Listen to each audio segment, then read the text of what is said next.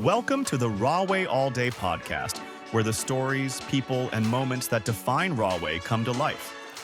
Hosted by Mayor Raymond Giacobbe, this show takes a closer look at the history, culture, and future of the city. Each episode features in-depth conversations with the individuals shaping Rahway's path forward. Whether you've lived here all your life, are new to the community, or just want to learn more, this is the place for you. Now, let's dive into today's episode. Welcome, everybody, to the Rahway All Day podcast. I am Raymond Giacobbe, mayor of the great city of Rahway, and I am here as your host of this podcast. We are joined today by a friend, former mayor, current assemblyman, and the individual who I consider a mentor and a big part of the reason why I got into politics, Assemblyman Jim Kennedy. Nice to be here. So, Jim, you and I, we have a lot of similarities. We're both guys that grew up in Rahway. We're both individuals that if you told the younger version of ourselves we would be mayor one day, we probably would have laughed at that person who told us. And we definitely charted a different path when it came to politics, you and I. So my first question to you is, what inspired you to become, or motivate you to become the mayor of Rahway and get into politics? That's an interesting question. I remember the day pretty well. It was in a bar. like most political careers start. But no, the bar was owned by the mayor. It was the previous mayor, the Jersey Devil Inn, and it was after a YMCA board meeting. I was on the Y board with I was the vice president, and Carlos Garay was the president. Rest in peace. And we were looking. Lori and I had just lost our son, actually, and we were our first son. And we were moving into a new house, and I was living at my mother-in-law's house with my wife, and certainly I loved my mother-in-law, but I wanted to get the heck out of there. And so I had to go to the board meeting, and a guy died in the fire at the Y. And we couldn't sell the house because it was in a litigation. They didn't pay their insurance policy. So if you sit on a board, the moral of the story is make sure they're fully insured. Yes. Before you sign your name. And so we were, we were sitting in the bar, and this young guy came in who was on the Y board with us at the time, and he was just like a political junkie, I guess you'd say. And he became the campaign manager. The guy's name was Jim McGreevy. Former governor? Yeah. Currently before he was the currently governor, running obviously. for mayor of Jersey City. He's running for mayor. I should go give him some tips. Yeah. I joked because his parents were born in Jersey City, and we were up there, and somebody asked me what I thought of the mayor. I said, well, I know what his speeches are. My mother was born on this very block. My father was born on this very block. My grandfather was born on this very block, Jersey City roots, Jim absolutely. was a great campaign manager, obviously. We ran against a 20-year incumbent who did a great job. He was there for 20 years before me. And we won the primary 2-1, which was unusual. But, like anything else, people, they may not read the newspaper, as they say, but they read their tax bill. Yeah. And the strategy that he had wasn't really a great strategy in hindsight. He was holding he procrastinated on leveling the taxes over a slow period of time, and he waited too long, and he waited to an election year. And they came up and they had doubled in that year because they did a reevaluation. So a lot of people really didn't understand the methodology. Mm-hmm. They saw this doubling, but it really wasn't. There was the reval. Absolutely. The reval actually balanced things out, but it was something that was unexplainable in a few short months. And hence I became the mayor for the next 20 years. So I always talk about control. I always talk about controlling the narrative, right? In politics, it's very important to control the narrative, and it seems like in that situation with your predecessor was former Mayor Denny Martin. Yeah. Rest in peace, of course, Mayor Martin. You have to be able to explain your actions to the public because ultimately you answer to them. Right. And even though something may be beneficial or with good intentions, if it's not properly if it's not properly laid out to the public and they don't have an understanding of why you're doing it or the intricacies of that decision making, sometimes it can come across as, to your point, you just see your tax bill double and not have the understanding. Right. Yeah, and I do want to say this. Denny Martin was a great mayor. He served the city for 20 years, and he was, you're a product of your times, and the reevaluations at that time were drastic. And no matter who's there, they probably wouldn't have survived that. It's just a matter of fact. Yeah. Early on, as the mayor, what were some of your early challenges, like when you first got into office? Well, everybody thought you had a magic wand and you were going to lower the taxes immediately. The magic wand, absolutely. Yeah. But there were good. So the interesting thing is, a lot of the credit that I got for stabilizing it actually had a lot to do with my predecessor. He actually did manage things well, and time caught up with him. But it was all about, everybody wanted their street paved. It's the same old story you hear. Yep. They pave a street, you get monies from different pools, and they're dedicated. If it's a county road, they paved this road, but the county painted that, or they just paved parts of St. George Avenue. It's a state road, So part of it is educational, and it's impossible to really encourage, get the public to really understand the whole dynamic of it. Yeah. Well, there's one way: they should all run for mayor, Yeah. and find out. They'll find out how to get beat up. And I can tell you that you don't understand the full magnitude of the job until you're actually sitting in the seat. Right.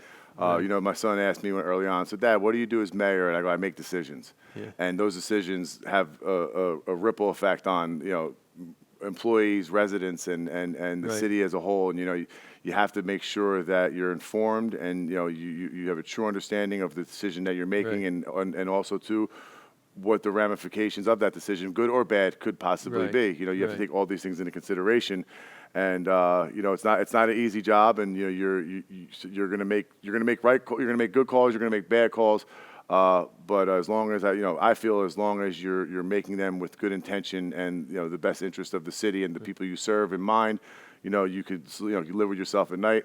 And always be able to assess your decision making or the decisions you have made, and either learn from your successes or grow from your mistakes. So it's a challenging job. It really is, and it's not easy. And there's a saying in the Batman movie from Harvey Dent, and he goes, you either die a hero or you live long enough to see yourself become the villain.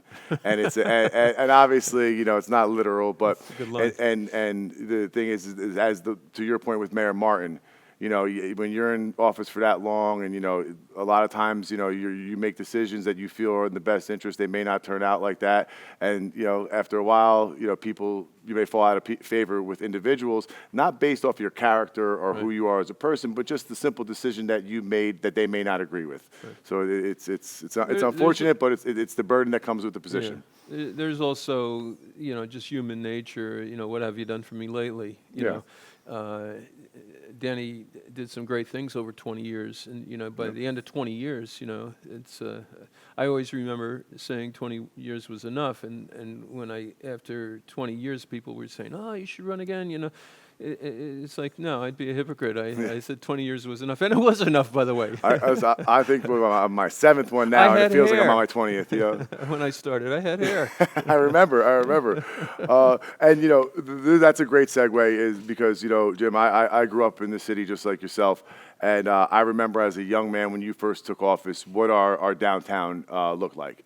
It wasn't something that was desirable for individuals to come and invest or people to come and patronize and spend money. We had great little thing. We had great Anthony's Bike Shop and Cliff Hardware. But at the end of the day, Rahway wasn't known or wasn't really drawing individuals into our town. So just explain to me, because you and I have had this conversation in private, but when you came into office and you looked at our downtown, what were your thoughts and what were your goals on how to revitalize and turn our downtown around? The next page of my life was I wound up getting offers from different companies to be a political consultant, on economic development and revitalization, which was kind of interesting to me because it was. It never really. One of my reports when I was working as a consultant for municipalities, New Brunswick and Burlington and several other towns, I had a report that I recently read. It was called "It's in the Mail, Not the Mall." The dynamics changed of retail. When I was working at Goldblatt's, which was a downtown jewelry store, there were 7 jewelry stores in the downtown at the time. Think of this: the world changed, and one by one, it was the last one there. And the merchants used to come in and complain and talk about what's wrong with the town. Everybody was an expert. They were all corner or backseat mayors, and. It's easy to give out complaints, but I would listen to the dialogue, and it was kind of interesting.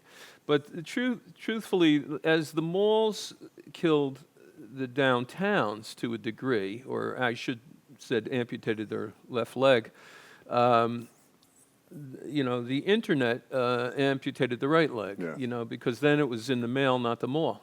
That was another report that I wound up living to be able to write. It was in the mail, in the mall.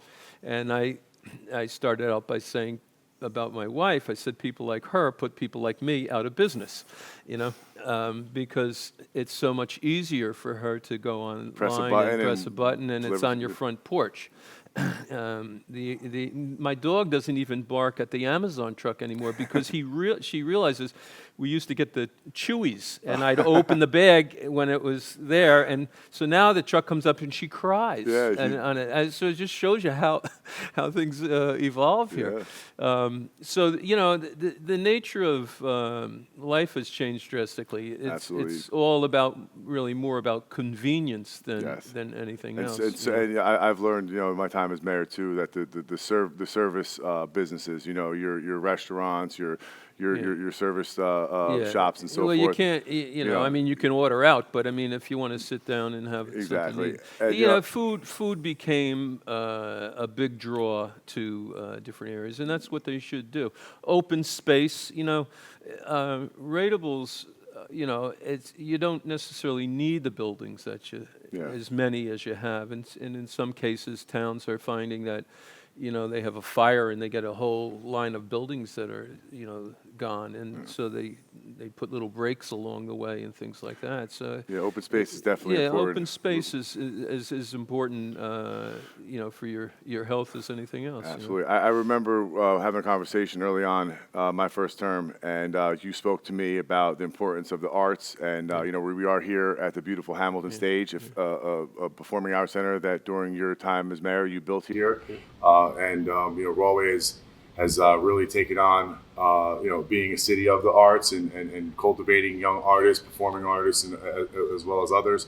And I remember you said something to me, that you said you don't necessarily have to understand art, but as a mayor, understand that it provides economic stimulus as well as a way to create a vibe and a culture within a community. And I think that you had with your efforts of revitalizing the UC PAC, renovating the Rahway train station, those are kind of the cornerstones of our downtown. You truly utilize the arts as an economic stimulus in a way to entice and promote, I think, the redevelopment, because let's be honest, I think I want to give you your flowers while you're sitting here, because I think a lot of people don't remember or don't know what Rahway was back in the early mid-'90s when you took over, and to where it was in 2010 when you left. And I always like to say that, I'm for, being in the construction background, and anybody who knows my family knows that, my grandfather to this day, if he could, we would still be on that machine. But, you gave us the foundation. You gave myself and the residents the foundation to continue to build on. And, if I'm lucky, I could add a few floors to that foundation, but I know that I'm going to have to pass it off one day to someone else as well. And they're going to have to add on to that foundation. So, I just want to thank you, because I know that, the efforts during your time were not easy. I remember as a young man, people going, oh, Kennedy's doing this, and Kennedy's doing that, and Kennedy's doing this. And I remember going, what are we saving? Like what are we saving? The pipe shop? Like, are you saving the 13 liquor stores? Like, what are we preserving that you can't allow our mayor, who we've elected now multiple times, an opportunity to put forth his vision and have an opportunity to see it come to fruition? Yeah.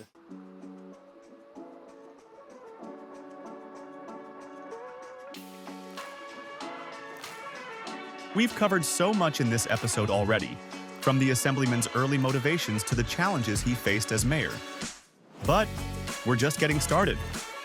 Stay tuned as Assemblyman Kennedy shares stories of his early days, including some surprising and emotional moments that shaped his political career.